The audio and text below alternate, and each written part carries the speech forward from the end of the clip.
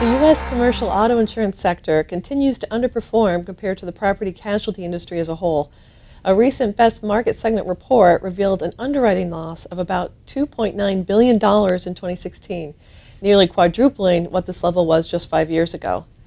AM Best Senior Industry Research Analyst David Blades and Financial Analyst Charlie Smentkowski join us to discuss the report and the challenges that the commercial auto writers continue to face. So, David, could you take us through some of the difficulties facing commercial auto underwriters? There are a number of factors that are impacting the ability of commercial auto insurers to generate profitable results over the last few years. Rising loss costs have been one of those factors, both medical costs and auto repair costs, and they've distinctly impacted the ability of the insurers to make money in these last several years. Increasing loss frequency. We've seen since the economic recovery from the last recession, we've seen commercial auto insurers or commercial auto businesses add to their fleets and increase the radius that their drivers were going in their travels. And we've also seen more cars on the road because of declining unemployment and also low gas prices. So the factors where both more personal autos and more commercial autos are on the road has also led to greater loss frequency. Distracted driving, that's a problem that's impacted personal automobile insurers as well, and that's definitely factored into the declining results for commercial auto insurers.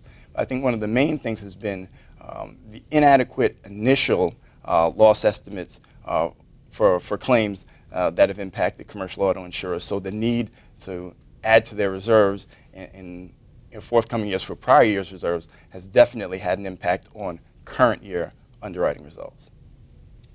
So adverse reserve development has been an issue, with the report noting 2015 reserve activity may have triggered increases in 2017.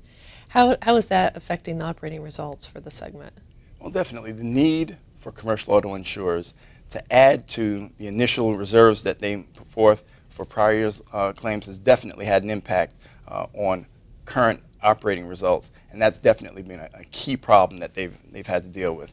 Looking at the results, basically what we've seen is that the rates for those prior year's claims have definitely proven to be inadequate, so that there's been the need to bolster the reserves as we've moved forward and as the claims have moved through the settlement process.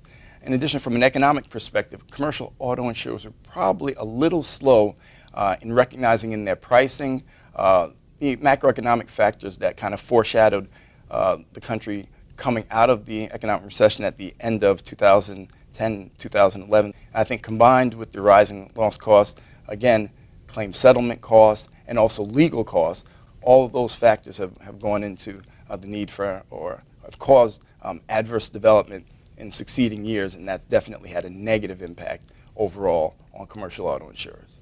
So, Charlie, despite these headwinds, how have the top writers performed? So they're still profitable and well capitalized. We've seen market share remain relatively the same year after year between 2015 and 2016 on both a direct and net written basis. The top 15 writers still maintain about 50% roughly of the overall market share, so it's pretty concentrated there.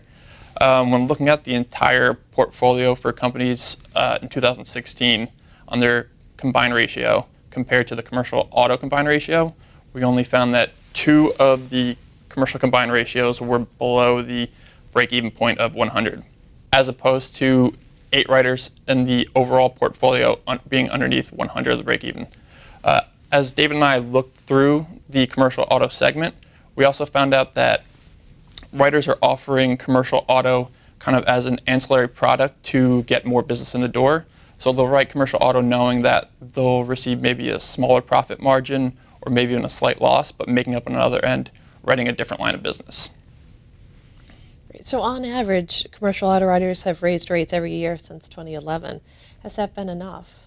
So if you look at the results just right in front of you, you'd probably say no, but it actually takes time for these rates to manifest themselves in the company's results. So we actually won't really know for a few years probably to see how reserve development plays out.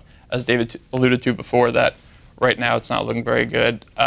Rates have been inadequate for a long period of time, and rates are increasing at an increasing rate, so we don't see them stopping the rate increases anytime soon. think in addition to what Charlie said, not just the rates, but also whenever companies make changes to their underwriting guidelines, again, it takes time for those changes to manifest themselves, although it may take a little bit of time for that to be seen.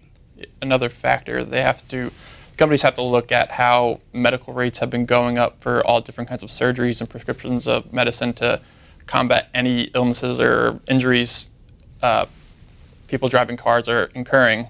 Also, the repairs for automobiles have been skyrocketing through the roof.